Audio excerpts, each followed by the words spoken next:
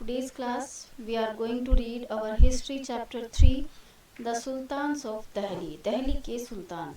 आज इस चैप्टर में हम दिल्ली के सल्तनत के विषय में जानेंगे। Introduction. Muhammad Ghori the ruler of Ghor kingdom. Muhammad Ghori जो गौर साम्राज्य के गौर राजवंश के शासक थे, wanted to extend his territory right up to North India। उसका एक टारगेट था, वह अपने राज्य को फैलाना चाहता था, एक्सटेंड करना चाहता था to north India, north Bharat तक। In his quest of conquer north India, अपनी इस मार्ग में मीन्स नॉर्थ इंडिया को जीतने के इस मार्ग की ओर, he came into conflict with Prithviraj Chauhan. उसको संघर्ष का सामना करना पड़ा पृथ्वीराज चौहान के साथ। In 1191 Prithviraj Chauhan defeated Ghori in the first battle of Tarain. Tarain के युद्ध में, जो पहला युद्ध माना जाता है पृथ्वीराज चौहान और मोहम्मद गौरी के बीच, उसमें पृथ्वीराज चौहान से उसको हार का सामना करना पड़ा। लेकिन उसका जो टारगेट था वो निश्चित था, वह पीछे नहीं हटा। इन 1192 in the second battle of Tarain, Tarain के दूसरे युद्ध में Gauri attended an absolute victory. उसने एक एब्सोल्यूट विक्ट्री को वहां पर गेन किया ओवर पृथ्वीराज चौहान और पृथ्वीराज चौहान को हरा दिया। एस्टैब्लिशमेंट ऑफ दिल्ली सल्तनत, किस तरह से दिल्ली की सल्तनत को स्थापित किया गया। This victory led to the foundation of Delhi सल्तनत।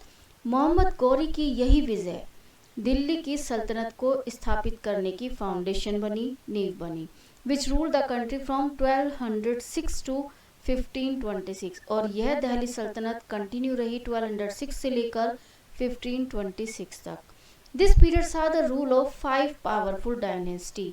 यह समय काल इतिहास में 5 प्रमुख राजवंशों के शासन को बताता है। डायनेस्टीज का मीनिंग होता है राजवंश। They were the slave dynasty. ये राजवंश कौन कौन से थे? Slave dynasty, Khilji dynasty, Tughlaq dynasty, Sayyid dynasties and Lodhi dynasties. इन सब राजवंशियों का शासन दिल्ली सल्तनत पर हमें देखने को मिला। This period paved the way for a new cultural emigrations of Hindu and Muslim culture. एक नए कल्चर की शुरुआत हुई जिसमें हमें मिश्रण दिखाई देता है हिंदू और मुस्लिम कल्चर का। This led to the emergence of composite culture which was reflected in all aspects of life। इस तरह से कंपोजिट कल्चर जो मिश्रित रूप में दिखाई दे रही थी, उसका प्रभाव जीवन के सभी क्षेत्रों में दिखाई दे रहा था, चाहे वो लैंग्वेज हो, आर्ट हो, आर्किटेक्चर हो, फूड हो या फिर ड्रेस हो, सभी पर इस कल्चर का जो मिश्रण है उसका प्रभाव देखा जा सकता था। Slave dynasty. When Muhammad Ghori died in 1206 में जब मोहम्मद गौरी की मृत्यु हुई, उसके जो ट्रस्टेड स्लेव थे, गुलाम थे, Qutubuddin Aibak became the chief of his territories in India. Qutubuddin Aibak को चीफ प्रमुख बनाया गया उनके टेरिटरीज का। भारत में जो उसके प्रमुख राज्य थे, टेरिटरीज थी, उसमें कुतुबुद्दीन ऐबक को चीफ के रूप में नियुक्त किया गया। Aibak is considered to be the founder of Mamluk dynasty. Qutubuddin Aibak को मुगलक डायनेस्टी के फाउंडर के रूप में जाना जाता है। मुगलक का मीनिंग क्या होता है? मुगलक का मीनिंग होता है स्लेव और ऑन। क्योंकि वो स्लेव था, मोहम्मद गौरी के स्लेव के रूप में जाना जाता था, उसी के हिसाब से स्लेव डायनेस्टी का नामकरण किया गया था। इस कारण से यह डायनेस्टी, यह राजवंश स्लेव डायनेस्टी के नाम से जाना जाता था। कुतुबुद्दीन ऐबक 1206 से लेकर 1210 तक इनका शासनकाल रहा। When Qutubuddin Aibak became the ruler, he realized that new kingdom was vulnerable both the internal and external threats। Qutubuddin Aibak ने पाया कि जो राज्य हैं वो भिन्न हैं, क्षेत्रीय दायरों में बटे हुए हैं, तो उन सबको एकजुट करना था। आंतरिक और बाह्य दोनों के बीच विवाद हैं, कुछ मतभेद हैं, जिनको दूर करने के लिए उसने एक पॉलिसी को फॉलो किया जिसको मैट्रिमोनियल अलायंस के रूप में जाना जाता है। उसने वैवाहिक संबंधों की पॉलिसी को अपनाया, वैवाहिक संबंध स्थापित किए अन्य राज्यों के साथ और उनको अपने राज्य में मिलाने की कोशिश की और इस तरह से अपनी पोजीशन को पावर देने की कोशिश की। He married the daughter of योरडोस। उसने योरडोस की पुत्री जो गवर्नर थे ईरान के, उसके साथ शादी की। And has his daughter married to Iltutmish. और अपनी बेटी की शादी इल्तुतमिश से की, one of his trusted slave, जो उसके प्रमुख ट्रस्टेड स्लेव्स में जाने जाते थे। Also the successor to his throne, और उनकी मृत्यु के बाद उन्हीं को उनके उत्तराधिकारी के रूप में जाना गया। Aibak was known for his generosity, Qutubuddin Aibak को उनके उदारवादी व्यवहार के लिए और काइंड हार्टेडनेस के लिए जाना जाता था। So he was given the name of Lakhbakhsh, उसको लकबख्श का नाम दिया जाता था, गिवर ऑफ लक्स, लाखों देने वाले। ही बिल्ट 2 मॉस्क्यू, उन्होंने 2 मस्जिदों का निर्माण कराया, क्वातुल इस्लाम इन Delhi and Adhai Din Ka Jhonpra in Ajmer. He even started the construction of Qutub Minar, उसने कुतुब मीनार का भी इंस्ट्रक्शन शुरू किया था, लेकिन वह मीनार कंप्लीट नहीं हो पाई, वह आज भी इनकम्प्लीट फॉर्मेशन में देखी जा सकती है। Aibak did not add to Turkish conquest in India, Aibak तुर्क साम्राज्य पर भी अपना विजय रथ स्थापित करने में सफल नहीं हो पाए, और उनकी मृत्यु हो गई 1210 में, when he fall of a horse while playing पोलो, जब वह पोलो खेलते समय घोड़े से गिर गए और उनकी मृत्यु हो गई। इल्तुतमिश को उनके उत्तराधिकारी के रूप में जाना जाता था। 1210 से लेकर 1236 तक उनका शासनकाल रहा। Shamsuddin Iltutmish was son in law, वह उनके जमाई थे कुतुबुद्दीन ऐबक के। He is regarded as the real founder of Delhi Sultanate, उन्हीं को दिल्ली सल्तनत के वास्तविक फाउंडर के रूप में जाना जाता है। He shifted the seats of governance from Lahore to Delhi, उन्होंने जो गवर्नेंस थी, सरकारी जो कामकाज थे, उनको लाहौर से दिल्ली की ओर शिफ्ट कर दिया, और इस तरह से दिल्ली को पोजीशन प्रदान की हिंदुस्तान की कैपिटल के रूप में। इल्तुतमिश में हैड टू डील विद ड्रैनी रिबेलियंस, अपने शासनकाल में उन्हें बहुत सारे विद्रोहों, क्रांतियों का सामना करना पड़ा, लेकिन उन्होंने सक्सेसफुली इन सभी विद्रोहों को शांत किया and executed most of them, और उन सभी का समाधान करने का प्रयास किया। ही consolidated the Delhi Sultanate by extending his control up to Indus, उन्होंने अपनी दिल्ली सल्तनत को फैलाने का भी प्रयास किया, उसको कंट्रोल स्थापित किया Indus and the whole Multan and Sindh तक। टुवर्ड्स द ईस्ट की ओर उन्होंने अपना कंट्रोल स्थापित किया, लखनौटी, बंगाल एंड बिहार जिसमें शामिल किए जाते हैं। He bought under his control Rajput territories of, उन्होंने अपने शासनकाल में राजपूत टेरिटरीज को भी शामिल करने का प्रयास किया, जिसको भयाना के नाम से जाना जाता था, Bayana, Ajmer and Sambhar. Iltutmish created an entire new class of ruling elite, उन्होंने एक नए वर्ग की शुरुआत की, जो शासन करने वाले एक नए वर्ग की शुरुआत की, जिसको चालसा के नाम से जाना जाता था, जिसमें ग्रुप ऑफ 40 पीपल्स का एक ग्रुप था। The death of Iltutmish was followed by political instability in Delhi, लेकिन जैसे ही इल्तुतमिश की मृत्यु हुई तो दिल्ली में एक राजनीतिक अस्थिरता देखी जाने लगी। विच सा acute struggle among the nobles, जो उनके दरबारी थे, नोबल्स थे, उनके बीच सत्ता को पाने के लिए संघर्ष देखा जाने लगा।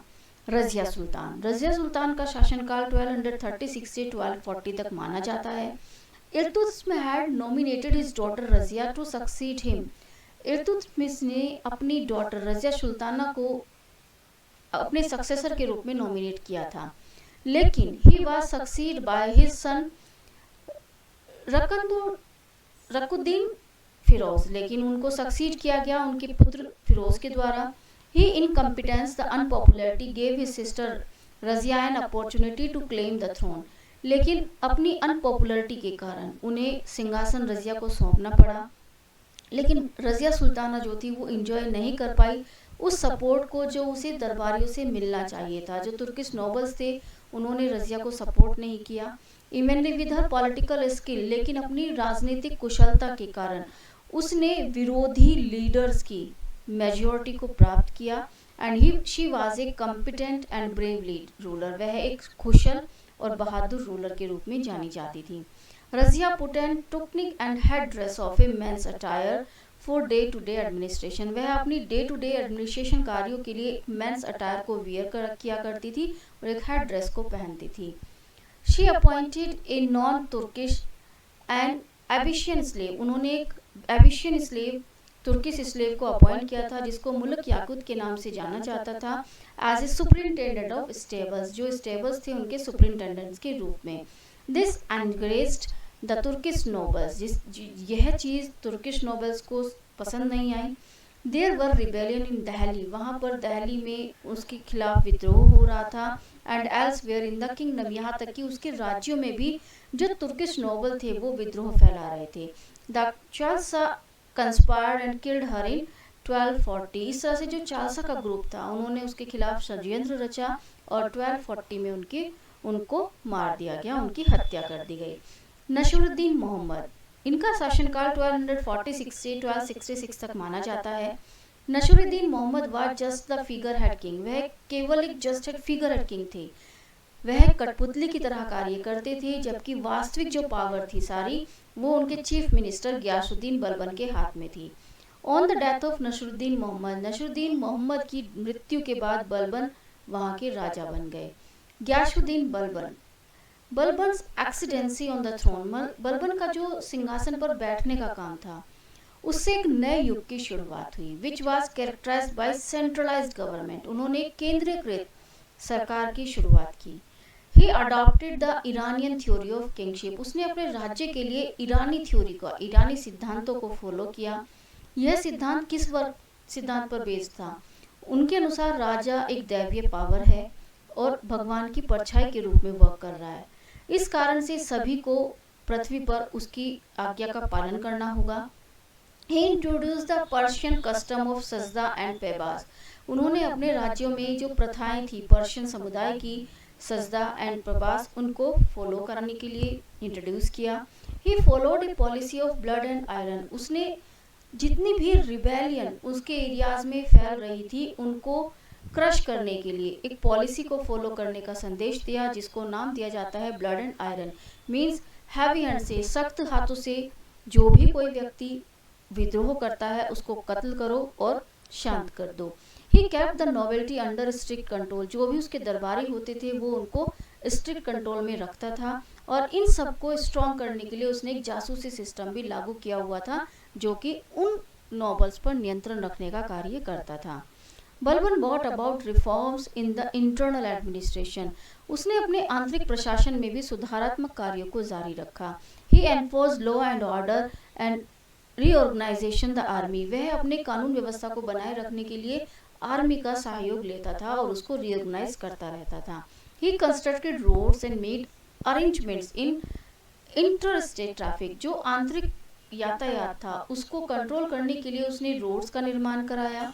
द जुडिशरी वाज स्ट्रेंथेंड, उसके शासनकाल में जो न्याय व्यवस्था थी वो बहुत पावरफुल हो चुकी थी। He reform the tax collection process, उसने अपने शासनकाल में जो टैक्स कलेक्शन की प्रक्रिया थी उसको भी सुधार किया था।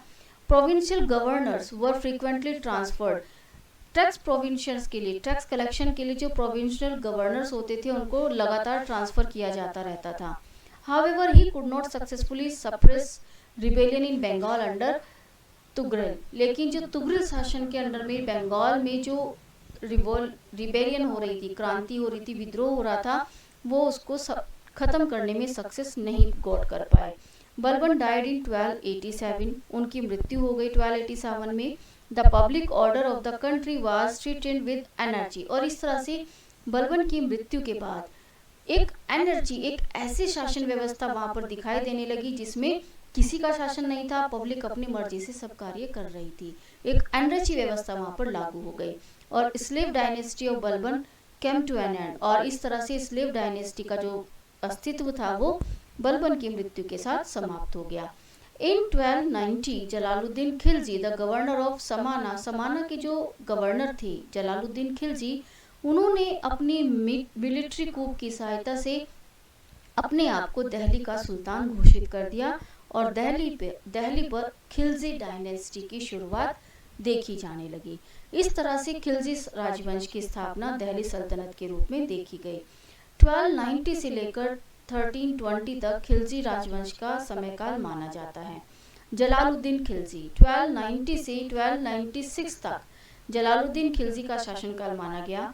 Jalaluddin Khilji usurp the throne by killing Balban's grandson, Balban के जो ग्रैंडसन थे, पोते थे, उनकी हत्या करके जलालुद्दीन खिलजी ने दिल्ली के साम्राज्य को प्राप्त किया था। During his reign Mongols invade in 1292, उनके शासनकाल में मंगोल जो समुदाय था उसने वहां पर आक्रमण किया। After sir some skirmishes, the Mongols decided to withdraw without a fight. लेकिन कुछ संघर्ष के बाद, बहुत कुछ संघर्षों के बाद, कुछ परिवर्तनों के बाद जो मंगोल्स थे उन्होंने डिसाइड किया उस फाइट को विड्रॉ करने का, उससे पीछे हटने का। अलाउद्दीन खिलजी, अलाउद्दीन खिलजी के शासनकाल को हम नेक्स्ट वीडियो में जानेंगे। Alauddin Khilji occupied the throne by murdering Jalaluddin Khilji. Alauddin Khilji ने जो शासन प्राप्त किया था वो जलालुद्दीन खिलजी का मर्डर करके ग्रोथ किया था। He did not believe in Jalaluddin theory of benevolence. वह जो जलालुद्दीन खिलजी का जो सिद्धांत था सबके साथ उदार होने का, उसमें विश्वास नहीं करते थे। He added to Balban theory of administrating through evoking fear. वह बलबन की थ्योरी को, जो डर कायम करके शासन स्थापित करने की थ्योरी थी, उसको ही आगे बढ़ाना चाहते थे। He receive the system of spies of Balban. उसने वह सिस्टम रिसीव किया जो बलबन का जासूसी सिस्टम था। Alauddin Khilji regarded as the greatest of the Delhi Sultanate monarch. Alauddin Khilji को दिल्ली के सभी राजाओं में, मोनार्क में ग्रेटेस्ट शासक के रूप में जाना जाता है। He vigorously pursue the impartial policy based on chakravartian principle of ancient India. उन्होंने भारत के जो चक्रवर्तीयन सिद्धांत थे उन पॉलिसीज को अपने शासनकाल में फॉलो किया था। Alauddin Khilji unified the whole country and brought it under the control of powerful central government. उन्होंने पूरे देश को नियंत्रित करने के लिए, अपनी पावर को कंट्रोल करने के लिए एक सेंट्रल गवर्नमेंट को स्थापित करने की कोशिश की थी। गुजरात, राजस्थान, मालवा, महाराष्ट्र एंड डिकन को उन्होंने अपने कंट्रोल में लिया था। As were compare to the except of Delhi vassals, और दिल्ली के जितने भी वैसलेज एरियाज थे उन सबको भी अपने कंट्रोल में स्थापित करने की कोशिश की थी। The ways of arm force also dramatically under Alauddin Khilji. जो आर्म फोर्स थी वो भी ड्रामेटिकली, नाट्य रूप में उनके अंडर कंट्रोल में चल रही थी। The arm force defended the territory against foreign invention. जितनी भी आर्म फोर्स होती थी वो फॉरेन, विदेशी आक्रमण के समय टेरिटरीज को डिफेंड करने का काम करती थी। It maintain the political unity and integrity of country, severally dealing with those who ever dared and rebel against the central government.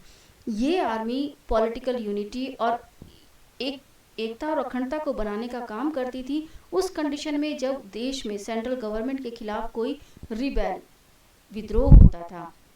He सेकुलराइज the state policies. उसने राज्य की जितनी भी पॉलिसीज थी उनको सेकुलराइज किया, धर्मनिरपेक्ष पॉलिसीज के रूप में उनको डेवलप करने की कोशिश की थी।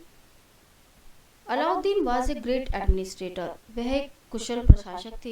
ही इनिशिएटेड मैनी रिफॉर्म। उसने बहुत सारे ऐसे कार्य किए, समाज सुधार से रिलेटेड उन्होंने कार्य किए जिससे उसका जो साम्राज्य था मिलिट्री एंड फाइनेंशियली साउंड करने लगा, मीन्स डेवलप होने लगा। Realizing that he needed a large and continuous supply of wealth. उसने यह महसूस किया कि उसको अपने कार्यों को सुचारू रूप से चलाने के लिए वेल्थ की बहुत अधिक ज़रूरत है, जिससे कि वो अपनी मिलिट्री कैंपेनिंग्स को कायम रख सके और रिफॉर्म कार्यों को भी संचालित कर सके। इसके लिए उन्होंने बहुत सारी पॉलिसीज़ को निर्धारित किया।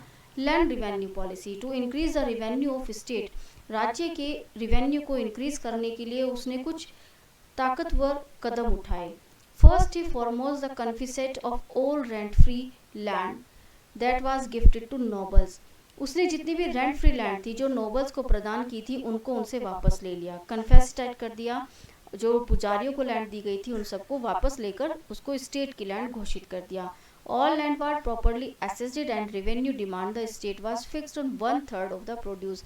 जितनी भी लैंड थी उन सब पर उनके प्रोड्यूस का 1/3 पोर्शन निर्धारित कर दिया गया। लेकिन ऐसे एरियाज जो बहुत अधिक फर्टाइल एरियाज के रूप में जाने जाते थी, just like Ganga and Yamuna Doab area, उस एरिया को उन्होंने इस दायरे से अलग रखा। वहाँ पर जो लैंड रिवेन्यू था वो फिक्स कर दिया गया 50% ऑफ टोटल प्रोड्यूस।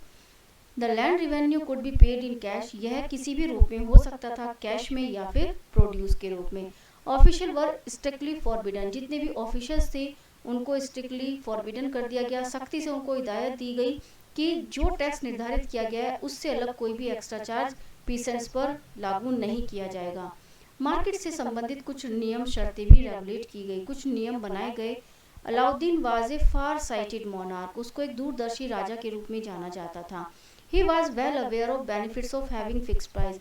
उसे पता था कि फिक्स प्राइस निर्धारित करके किस तरह से अवेयर हो सकते हैं, किस तरह से मार्केट को इंक्रीज किया जा सकता है। इसके लिए उन्होंने सोल्जर्स के लिए नियंत्रण स्थापित किया कीमत पर, and live with in their income, जिससे कि वो अपनी इनकम के अनुरूप जीवन जी सकें। Prices of essential commodities were subsidised, और फिक्स जो भी जरूरी चीज़ें होती थी उन सब की कीमत निश्चित कर दी गई और उनको सब्सिडीज प्रदान की गई। सेपरेट मार्केट इस्टेब्लिश की गई और उन मार्केट के सुपरविजन के लिए सुपरिंटेंडेंट्स नियुक्त किए गए। There were separate markets for separate goods, अलग अलग चीज़ों के लिए सभी मार्केट्स को अलग अलग रखा गया। यहाँ जैसे कि food grains, cloth, slaves, horses, इन सब के लिए अलग अलग मार्केट निर्धारित की गई। यहाँ तक कि जो सामग्री इंपोर्ट की जाती थी उन सब के लिए भी अलग मार्केट निर्धारित की गई। These markets were under constant surveillance, और इन मार्केट्स को भी लगातार सुपरविजन में रखा जाता था, और जो व्यक्ति इन नियमों को तोड़ता था उनके लिए हार्श पनिशमेंट की व्यवस्था की गई थी। जो वेट एंड मेजरमेंट था सामग्रियों का, उसको भी नियंत्रित किया जाता था और रेगुलरली चेक किया जाता था। इस तरह से एक एफिशिएंट सिस्टम उन्होंने जासूसी व्यवस्था का निर्धारित किया हुआ था, जिससे हर कंट्रोल को वो निर्धारित कर पाते थे। रीऑर्गेनाइजेशन ऑफ आर्मी, आर्मी को रीऑर्गेनाइज करना। Alauddin made great effort to reorganize the reform is forces. Alauddin ने बहुत अधिक प्रयास किए अपनी मिलिट्री को रीऑर्गेनाइज करने के। He was the first to introduce concept of huliya, वह पहले व्यक्ति थे जिन्होंने हुलिया नामक कॉन्सेप्ट को, विचारधारा को इंट्रोड्यूस किया था। ए डिस्पेक्टिव ऑफ ईच सोल्जर्स, और सभी सोल्जर्स को उनका अलग अलग रोल निर्धारित करने के लिए निर्देश दिए थे। Further he introduce the branding of the horses, अपनी व्यवस्था को सुनिश्चित करने के लिए उन्होंने जो घोड़े थे उनको रॉयल इनसिग्मा मीन्स एक राजसी पहचान दी गई, और दाग जिसको कहा जाता था, इस तरह से उनकी मोहर निर्धारित की गई।